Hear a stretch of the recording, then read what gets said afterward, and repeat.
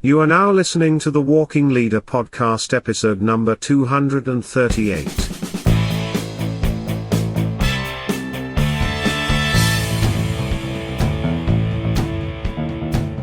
And welcome to the Walking Leader podcast. Welcome again. I am your host, David Guerra. The Walking Leader podcast is here to help give you the rules and the tools to help you succeed as a leader in your organization, as well as in your professional and personal life. And in this episode of the Walking Leader podcast, we're going to continue our 2022 series on self-leadership, and we continue talking about soft skills, and in this case, the soft skill of verbal communication. So without delay, let's get started. All right, so as always, we break down the definitions, and then we dive into our subject. First, the definition of self-leadership. Self-leadership is based on you, current and future leaders, taking the initiative and being proactive. A self-leader means you are intentionally influencing your thinking, feelings, and actions toward your objectives and goals, whether they be personal or professional or both. You must take that first step, that second, third, and every step thereafter to achieve those objectives and goals. Self-leadership. Now, soft skills? Well, soft skills are interpersonal attributes that enable someone to interact effectively and harmoniously with other people while performing their technical or hard skills, those hard skills that you have learned along the way. All right, now, verbal communication. The Oxford Reference website gives what I consider to be the best definition of verbal communication that I have found on the web. The site defines verbal communication as, quote, human interaction through the use of words or messages in linguistic form. Colloquial usage refers to speech, especially face-to-face, but academic usage includes medieval forms, written communication, and sometimes sign language. Logically, as distinguished from nonverbal communication, though in much communication these are complementary modes, end quote. That's a great definition. So, let's get on to this. What are the pros of verbal communication? Well, and again, this is coming out of the A+Topper.com website, and it talks about the advantages and disadvantages of verbal communication. And in it, the links to the website, will be in the show notes. Now, in what I'm going to share with you, it's very brief, but one of the pros is definitely it's a time saver because you're able to effectively and communicate verbally face to face instead of sitting there looking at each other and writing it out and then sending it over to them and then they read it and they write your response back. No. It does save time. The quicker feedback, again, as I mentioned about that response, that feedback. Yes, that's a great idea. No, it's not a great idea. Can you amplify on this? Can you amplify on that? But whatever works, works. And because of that, it is convenient. It is convenient in that you don't have to sit around, wait for days for the Pony Express to deliver the mail. No. But you are able to, again, get there and communicate right then and there. Ease of preparation. Again, ease of preparation. Obviously, you have to do your homework. That's non-negotiable. Doing your homework is definitely a must.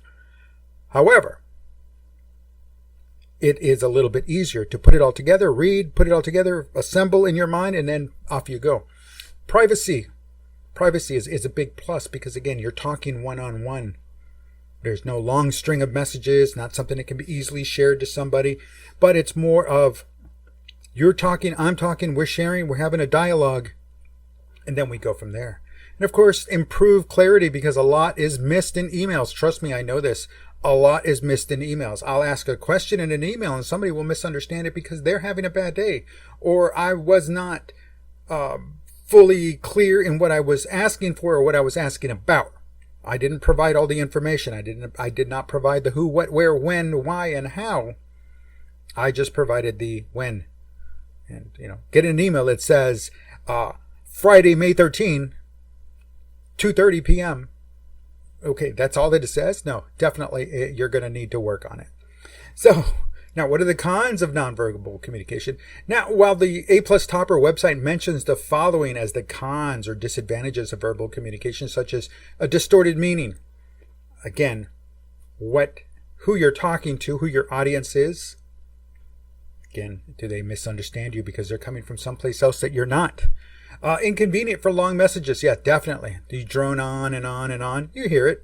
Well, again, It is inconvenient. Unnecessary information, maybe too much information is delivered. You spend too much time on the backstory and not enough on what the subject at hand is, what issue, what brought you two together. Communication expense. And while it's preferable to do face-to-face, yes, obviously someone's on the other side of the planet, and getting face-to-face is not really going to be, well, it's going to be an issue. Or getting the whole group together, it's going to be an issue. Alrighty, so with that being said, now the following is what I consider also, or what I consider the 3 cons of verbal communication. Now, this is coming from me. Over verbalizing, again, inconvenient for long messages, talking too much, or not enough verbalization, meaning I'm quick to the point and I still am leaving you with confused, asking questions. What is going on here?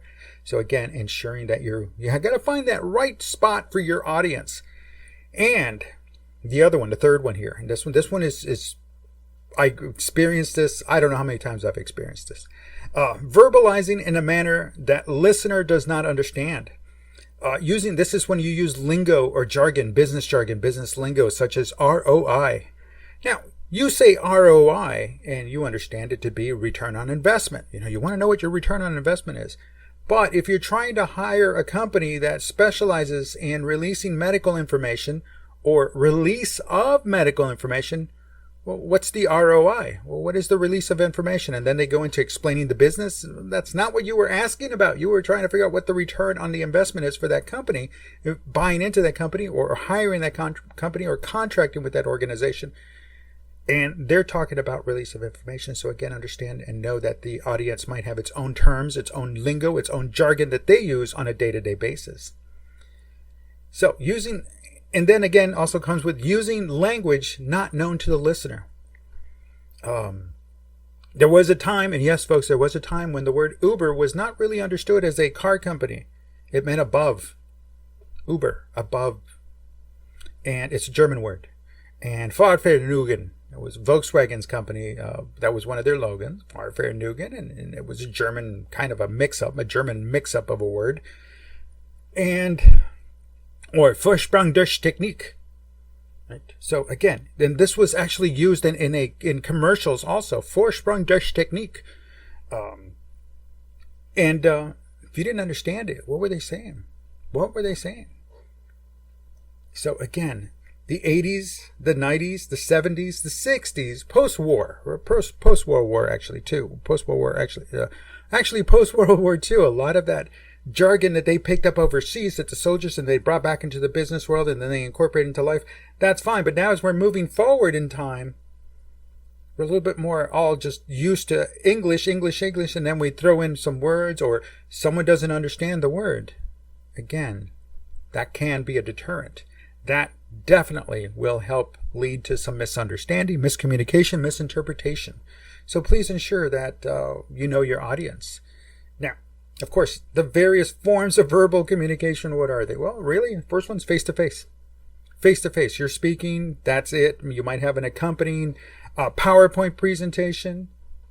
And again, ensuring that even then, in some cases, you have to read off the slides. It's non-negotiable, but by that same token, don't let it all be off by this. Let it all be from the slides. Ensure that you're able to deliver a message, but if there's key points, then you have to refer to the slides because those are the key points you're trying to make, and you want to make sure that there is no misunderstanding, no miscommunication, no misinterpretation. Thus, why is the soft skill of verbal communication important? Well, it's like storytelling. The soft skill of verbal communication is important when it comes to properly and effectively conveying a message, and it's a must for every leader because, again, they're not just communicating to potential clients, potential customers, but they're also communicating to their followers, those individuals that they're responsible to lead, to manage, to overwatch, to oversee, to ensure that the job gets done. So verbal communication is definitely a must for any leader to have and to master. And by using any of the forms of verbal communication, everyone can ensure that they can properly convey their message in a clear and easy to understand manner. It's just like storytelling, however, but storytelling takes we're focusing today on verbal communication. So ensure that you're able to address your audience. And now, and you know this, I'm a big proponent of the 7 habits of highly effective people. And I like to incorporate how those 7 habits, or any of those 7 habits, can be applied or impact the soft skill in hand. So in this case, how to use the 7 habits of highly effective people when it comes to verbal communication. Well, let's identify which of the 7 habits are directly impacted. Now, obviously, you can work all 7 of them. But this is what I see just at the surface of those 7 habits that are directly impacted by the soft skill of verbal communication. Number 1 is being proactive, knowing your audience, getting out there and understanding your audience, understanding your own message. Know it. Don't just like, oh, I got this. No, understand it. Number 5, seek first to understand, then to be understood. Well, yeah, you also want to understand them. Get to know them. Get to know what they're doing, what it is that they need, what it is that you're going to be delivering in your verbal communication that's going to impact them directly in the sense of either welcome aboard or next, please. But again, no matter what, you have to understand them before they can understand you. And of course, once they understand you, they'll feel good about you. Number 7, the habit number 7 is sharpen the saw. Folks, verbal communication takes practice. Lots and lots of practice. You get out there and you practice it. You even if you're just looking at yourself in the mirror or you're talking to your monitor, it doesn't matter. What does matter is that you're practicing. Because when you get called up, you better make sure and make absolutely certain that you have a clear understanding of your message, a clear understanding of your audience, and a clear understanding of how you're going to communicate with them verbally. It's a lot of work, but it can be done. And guess what? You can do it. Now, how and when to use verbal communication? Obviously, all the time. When you're talking to somebody, it's all the time. But ensure that, as I mentioned, read the room. Understand who your message is going to go to, what it is that you're trying to convey, and how deep do you have to go into it. So that means knowing your message and, of course, tailoring the message to your audience. Now, so you get up there, you speak, and what if you feel it fails? Well, it never fails. Maybe you failed to achieve the objective, but guess what you did? You got another shot at standing out in front of people. You got another shot at standing in front of strangers and talking to them at a level that you hope they understood. Enough to clearly say, yes, welcome aboard, or next, please, but that they understood it. And if not, well, guess what? Then you take that moment as a teachable moment, as a learning moment, and don't be discouraged. You get back up there again. You ask, hey, can I have another shot? Solicit feedback, especially because you are not perfect. Even if you failed it or if you hit it, you could have been better. You could have done better. And you know you can do better. And you know you can always improve. And you take that feedback because that's how you learn. That's how you learn. You take that feedback and you go from that. Also, keep in mind, and sometimes those listeners don't want to hear this, but the listener themselves are not perfect. They're not perfect at all. Because if they were perfect, then they wouldn't need your service, product, or even the time, or your time. Right? But we all do. We're not perfect. Business and life, we're not perfect. Some people want to project that, but when they project that and they say, well, I'm perfect and I'm good at this, and like, okay, all right. But again, skepticism creeps in. So again, ensuring that you know that, hey, your listener's not perfect, and they should be the individual that does provide the feedback. And in the feedback in the sense of, well, if they didn't like you, you're going to know it. And if they did like it, but they don't like your product, or they didn't like what you were delivering, but they love the way you delivered your message, that's even better. Then you're on the right path. But if you don't get that feedback, you don't know if you're on the right path. So the feedback's a good thing. Make friends with those people. Now, it's not to schmooze them. I just said make friends with them, because those are the kind of people that are going to tell you like it is. So maybe later on, you're presenting to someone else and you can reach out to them and say, hey, look, I really appreciated the feedback you gave me. Do you have 15 minutes? I have another presentation and I really would like to hear from you what you think of it. This is not a sales pitch. This is just another presentation to someone else.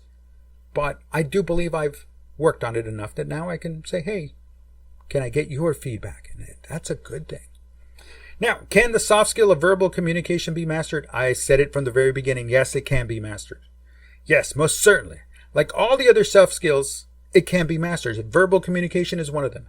However, it's one of those that you have to work on constantly. It's one of those that you have to continue to improve. It's one of those that it's not just for you. See, you're setting yourself to lead others, especially if you want to become a leader. And then you're going to have to, well, lead them, motivate them, and inspire them well into their future. And being a master at verbal communication definitely helps. It without a doubt, it is a skill that is necessary, needed, and it's not one of those to be taken lightly. The serious individuals, there are some individuals who just believe, oh, I'll just read the script, no big deal.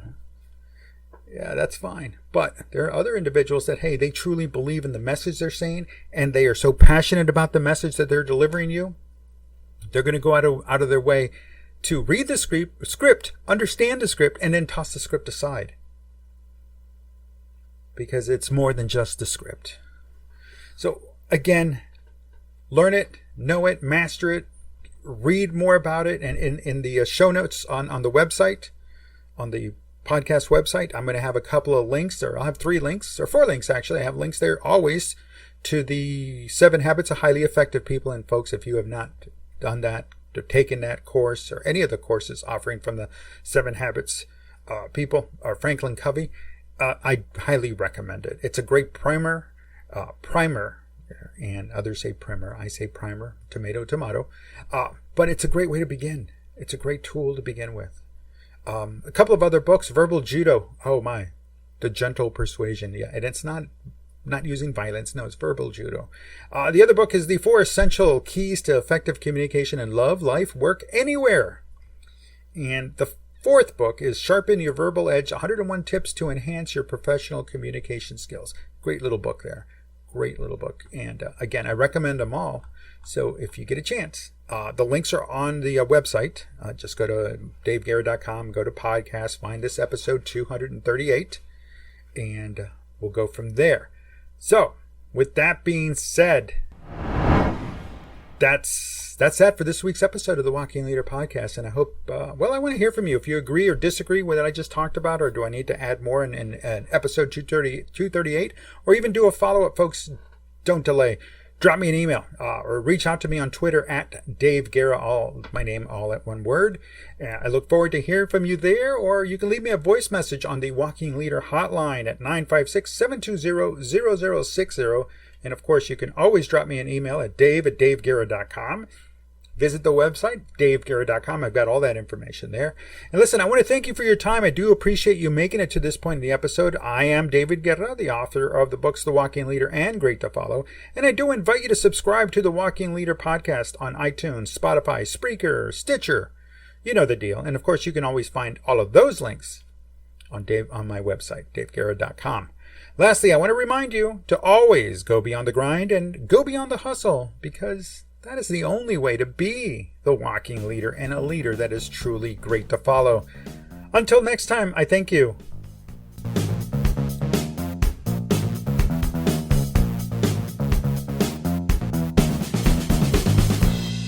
The Walking Leader Podcast is a David Guerra presentation.